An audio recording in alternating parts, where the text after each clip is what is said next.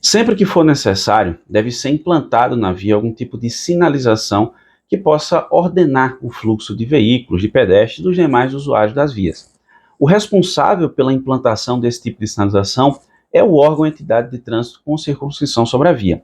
E um dos tipos de sinalização que pode ser utilizado é justamente o controle semafórico, ou semáforo, como é normalmente chamado, que tem como objetivo regular o fluxo de veículos que estejam em vias conflituosas. Às vezes, um determinado trecho de via, você tem veículos que, apesar da existência de uma regra de circulação na ausência de sinalização, isso realmente não está funcionando. Seja por um prejuízo à fluidez, um risco à segurança, a ocorrência de sinistros de trânsito, até de maneira recorrente, naquele determinado trecho, acabam justificando a implantação do semáforo na via.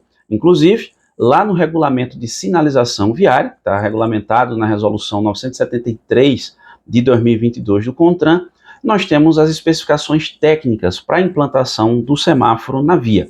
Se você quiser, eu vou deixar na descrição desse vídeo o link para o volume do regulamento de sinalização viária que trata exatamente dessas regras e especificações técnicas para a implantação do semáforo.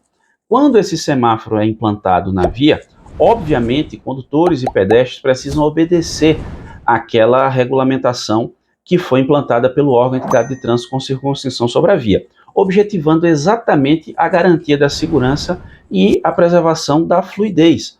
Só que, infelizmente, alguns condutores acabam desobedecendo esse tipo de regra e não é raro de acontecer, tenho certeza que você já deve ter visto, lamentavelmente, notícias como essa, de pessoas que acabaram se envolvendo em um sinistro de trânsito justamente porque alguém acabou desrespeitando o sinal vermelho do semáforo.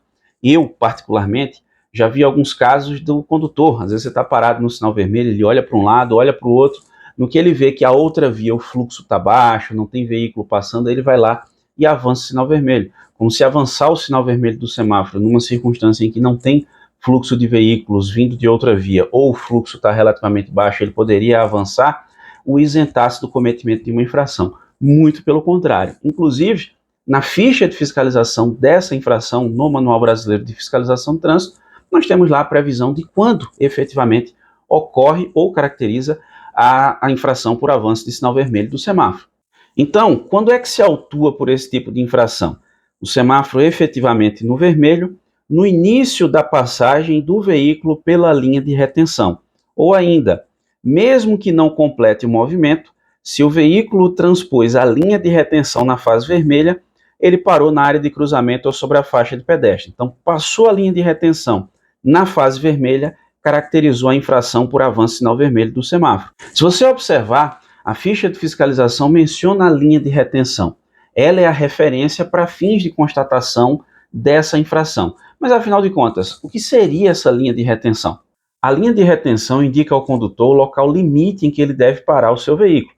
Ela é na cor branca e tem que ser utilizada em todas as aproximações de interseções semaforizadas, junto à faixa de pedestre, a uma distância de pelo menos 1,60 m do início da faixa de pedestre, e quando ela está lá controlada por semáforo, no trecho controlado por semáforo, ela tem que ser posicionada de uma forma que os motoristas parem em posição frontal ao foco semafórico, exatamente para conseguir visualizar a mudança do sinal vermelho, quando ele abrir, enfim. Sendo assim, pessoal, para caracterizar essa infração, o agente da autoridade de trânsito, no momento da infração, ele precisa estar posicionado na via de uma forma que ele consiga verificar o foco semafórico e também a linha de retenção, para quando a fase mudar para o vermelho e o veículo avançar naquele ponto, aí sim caracterizaria a infração. E se ele estiver dentro da viatura, para que ele possa fazer a fiscalização, ele precisa estar visualizando os dois, tanto a linha de retenção quanto o foco do sinal vermelho. E aí, havendo o avanço do sinal vermelho do semáforo por parte do condutor, temos o cometimento de uma infração de trânsito,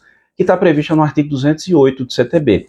É uma infração de natureza gravíssima, vão ser registrados 7 pontos no prontuário do infrator, além de uma multa de R$ 293,47, em razão do risco que está sendo imposto à segurança viária. E você, já se deparou com essa situação aí na sua cidade?